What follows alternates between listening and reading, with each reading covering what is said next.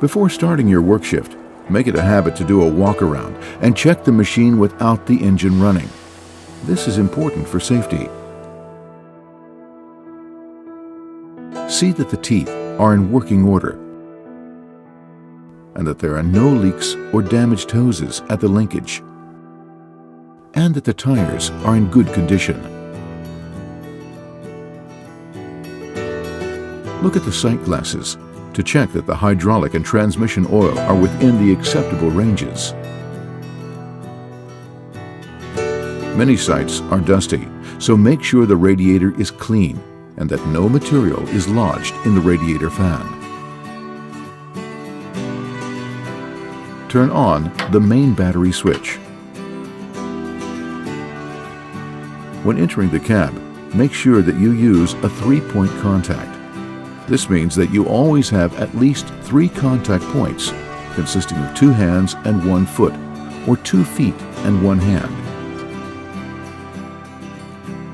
The cab ladder, service platforms, and steps are slip protected, and there are plenty of handles around the cab for increased safety.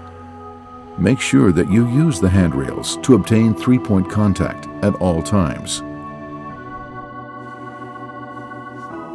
Make sure that the parking brake is applied and that the gear is in neutral. Turn the ignition key to position 1. The machine's pre-start check must be allowed to finish. If the machine is equipped with an optional anti-theft system, you must enter the necessary code on the keypad. Adjust the steering wheel and operator seat so that you have a good working position. Check the rear view mirrors. Adjust if necessary. Make sure the horn is working properly. Before you start the engine, don't forget to fasten the seat belt.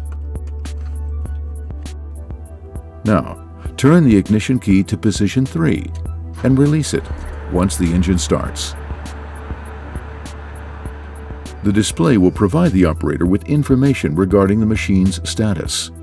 Here, you'll find information regarding levels for engine oil, hydraulic oil, and transmission oil, among other things. Make it a habit to check this before start of operation. The display has 2 alarm levels and 1 info level.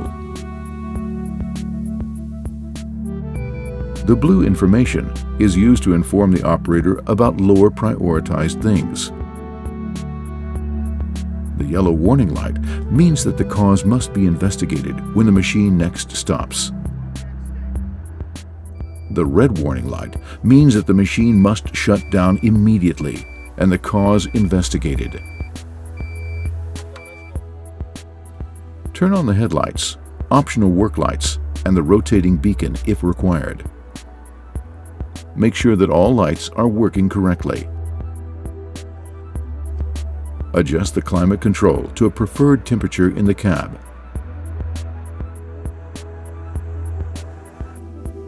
Apply the service brakes. Release the parking brake and put the gear selector into the forward position. Finally, lift the bucket and drive away. The cab of the Volvo wheel loader is a safe working environment. It's designed in accordance with ROPS, Rollover Protective Structure, and FOPS, Falling Object Protective Structure standards. There are 2 emergency exits, the door to the left and the right-hand side window.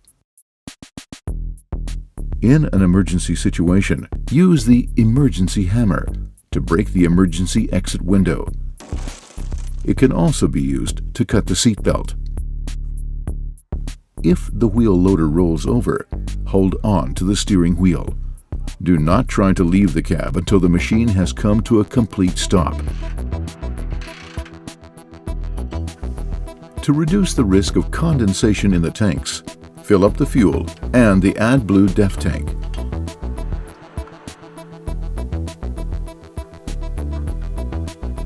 When parking, use the service brakes to bring the wheel loader to a complete stop. Put the gear selector into the neutral position and apply the parking brake. Let the engine cool down, running at low idle speed until the symbol "Engine Shutdown Permitted" is shown. Meanwhile, turn off the lights. Turn off the engine and step out of the machine. Before leaving the machine, switch off the battery disconnector relay.